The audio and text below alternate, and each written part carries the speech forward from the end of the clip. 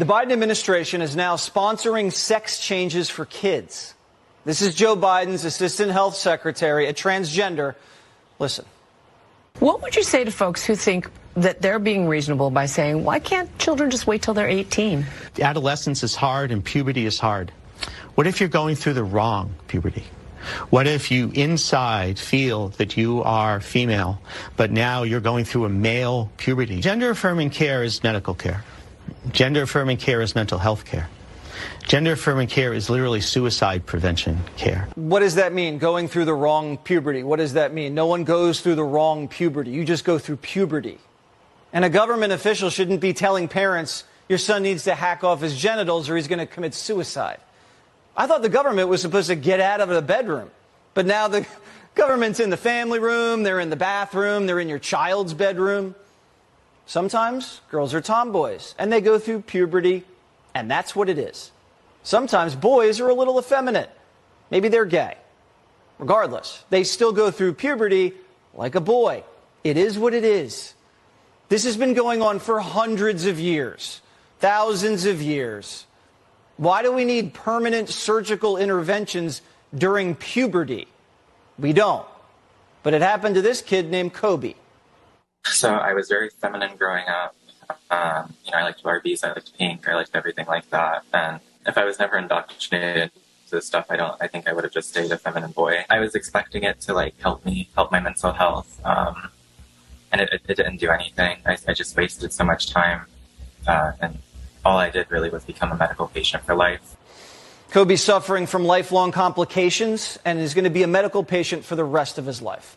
Anybody who's been a teenager or raised a teenager knows teenagers' feelings are fleeting. They're happy, then they're sad. They hate their friends, they love their friends. One year they dress preppy. Next year they're alternative. It's called a phase. We don't need to start harvesting healthy organs because a teen's going through a phase. If it's something they really want to do at 18, go for it. But now thousands of kids are regretting the sex change operations.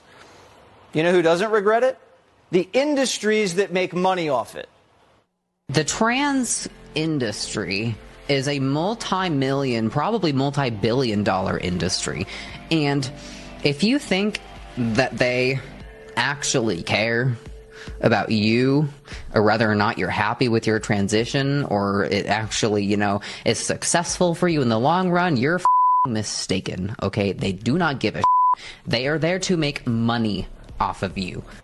Our next guest, Chloe Cole, was born a girl, transitioned to a boy, regretted it, and went back to being a girl. All right, so Chloe, what kind of procedures did you have? Starting at the age of 13 was when I was placed on puberty blockers, and then a month after that I was put on testosterone. And at 15, the summer just after my sophomore year of high school ended, was when I underwent a double mastectomy. My breasts were permanently surgically removed. Oh my God.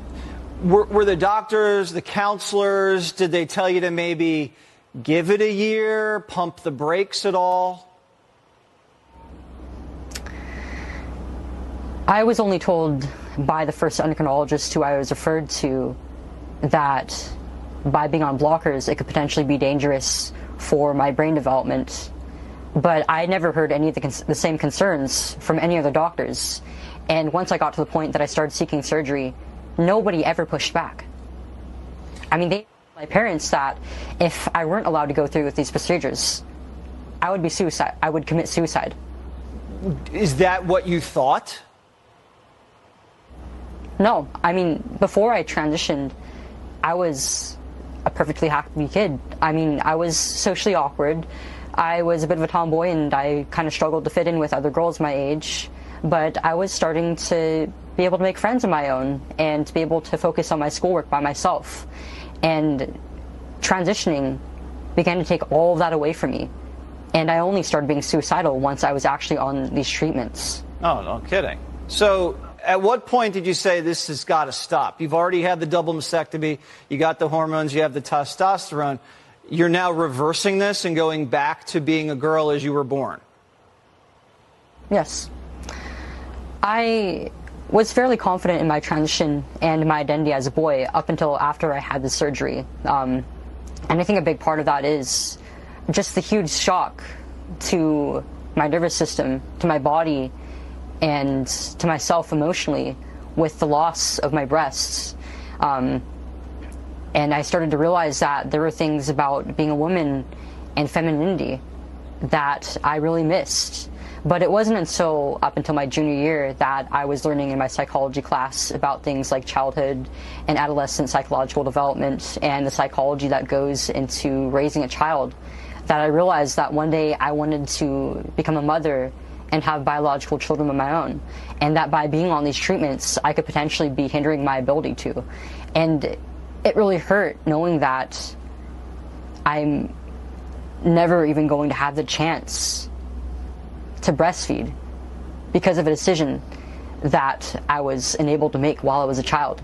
Yeah. I was having parts of myself taken away as an adult because of this. Yeah. Well, I'm glad you're going back to where you were born, and I'm sorry you had to go through this struggle. You seem or appear to be much happier now, and it doesn't look like you went through the wrong puberty. And thank you for being brave enough to come on the show, and we have a lot of respect for what you went through.